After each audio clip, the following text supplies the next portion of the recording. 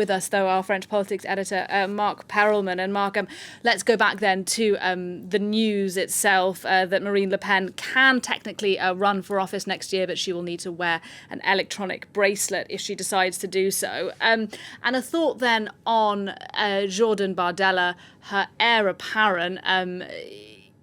We imagine that behind the scenes now at the headquarters of the National Rally, there are sort of frantic meetings going on, potentially between the two of them, as they try to work out, what are we doing?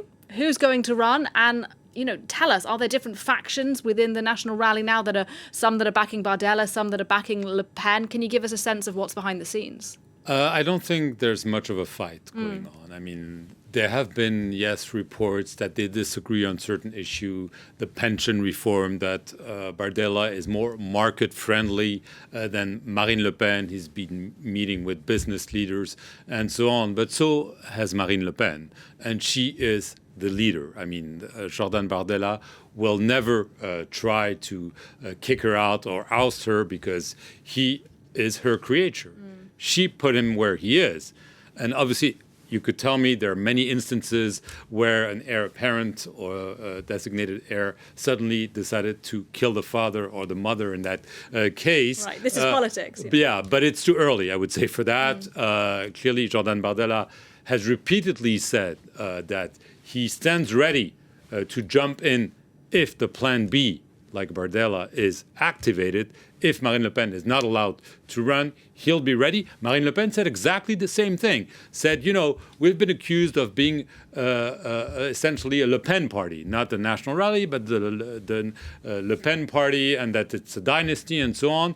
I'm going to show you the opposite. And to what Solange was saying, the normalization of the National Rally is also exemplified by how Jordan Bardella suddenly also came out of nowhere. He was a young, person from the Paris suburbs, and Marine Le Pen really pushed him to lead several electoral campaigns that were rather successful. But it was not so much because of Jordan Bardella. It's just because the National Rally has been on the rise. But the polls show that it doesn't really matter if she runs or Jordan Bardella runs. And clearly, he will not disagree with anything she decides. Either she runs as president and he would be her future prime minister if she was to win. I would assume they would present this as a ticket, as a winning ticket, or the other way around if she decides that, no, she cannot campaign with the electronic bracelet. This is what she said before. Let's wait what she says tonight, because I vividly remember François Fillon, who was a candidate back in 2017, he said, if I'm put under formal investigation, I will not run. Several weeks later, he was put under a formal investigation, and guess what? He did run. He ended up losing, probably because he had legal troubles. But we'll have to see. It's a political decision. It's not a legal decision anymore. And the stain of being found guilty of misusing public funds, I don't think with the party faithful it will make any difference. They believe it was a maneuver to kick Marine Le Pen out of the presidential race, that other parties were doing exactly the same. And in the end, it was just European Union money. And they despise the European Union. They probably think it's not such a big deal. Where it could have an impact is maybe in the second round.